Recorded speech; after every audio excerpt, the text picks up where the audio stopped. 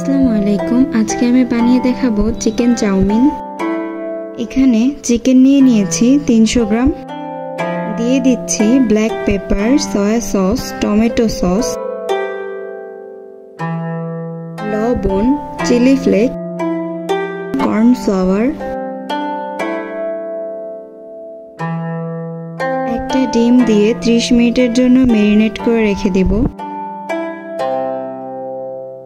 Sauce তৈরি করার জন্য নিয়ে নিচ্ছি vinegar, soy sauce, oyster sauce, peri peri sauce, এটা অপশনাল।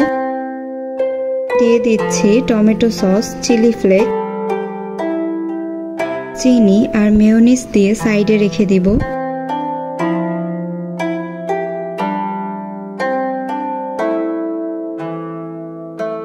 চারটা রসুন কোয়া চপ করে নিচ্ছি। ডেসক্রিপশন বক্সে আমি ইনগ্রেডিয়েন্টস সব লিখে দিয়েছি, সেখান থেকে আপনারা দেখে নিতে পারেন, এতে করে আপনাদের সুবিধা হবে। গাজর কুচি করে নিয়ে নিয়েছি। 1/4 কাপের মতো ক্যাপসিকাম কেটে নিয়েছি।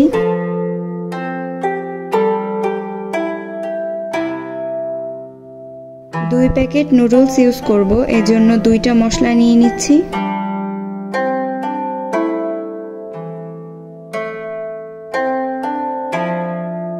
হালকা কিছু তেলে 2টা ডিম স্ক্র্যাম্বল করে উঠিয়ে রাখতে হবে।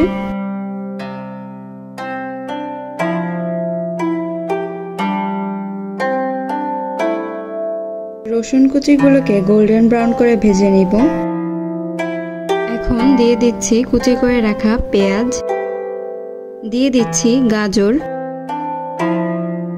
লবণ দিয়ে কিছুটা সময় ভেজে নেওয়ার পরে ক্যাপসিকাম দিয়ে দিচ্ছি। দিয়ে দিচ্ছি ভেজে নেওয়া চিকেনগুলো, ভেজে রাখা ডিম, সস, সব কিছু ভালো করে মিশিয়ে চিলি ফ্লেক্স দিয়ে দিব।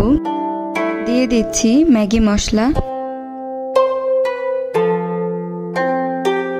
দিয়ে দিচ্ছি কিছু কাঁচামরিচ, বয়েলড করে রাখা নুডলসগুলো দিয়ে দিচ্ছি আর কিছুটা লবণ দিয়ে দিচ্ছি।